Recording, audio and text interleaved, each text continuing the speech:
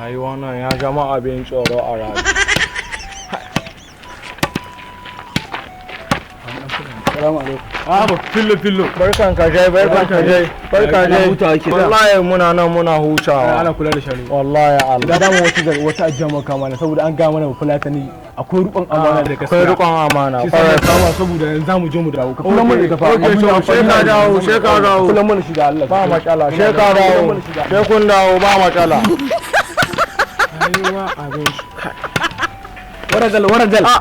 Can more. Ya aka yi a gari ya gida. Wallahi can more. Ake ciki ne labari ne. Allah baban shinfiya ba wani labari yanzu. Labari can more. Mun kada shanu sun tafi kiwo. Ya wannan da kafa. Wallahi wasu mutane ne suka bani ajiya. Ne ka ga menene? Kai fulani. Ka san me a ciki? Ƙwayoyi ne a ciki. Idan ka suka da su gaba ɗaya rigarka. Qur'anin Ubangiji sanin ciki gaba ɗaya zai san mutu. Bayan su za su mutu? Bari in je gidan kona ta. Je ka shi ka kona shi. Je tafi da shi ka kona shi. Magani shi ka kamo wanda je kashe shanu na gabaki daya.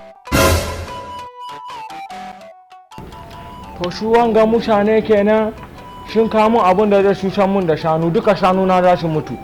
To aradu bari shi dawo sai na buge shi da wannan shaddan aradun Allah. Barka dai. Ku ne kuwa kawo mun jakar da zai cutar mun da Na jika da muka baka ajiya. wace jaka kuma? Jakar da muka baka ajiya muka ci za mu je mu dawo mana. To ai wani ne ya ansha ya ce mun kun kawo mun abin da zai cutar mun da shanu na je kashe mu ya tafi da shi.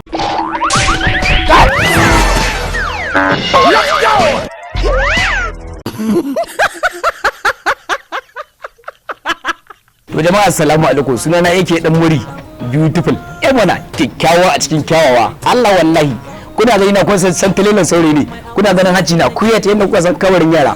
To jama'a muna godiya a gare ku masu bibiyan mu a YouTube, masu muna magana a WhatsApp, duk muna godiya a gare ku all my people.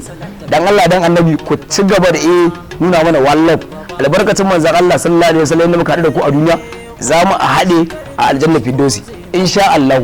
Ina tare da ku, ni ne naku yake dan murbaban tinkiya. Dan Mura Hausa TV, duniyar nishadi.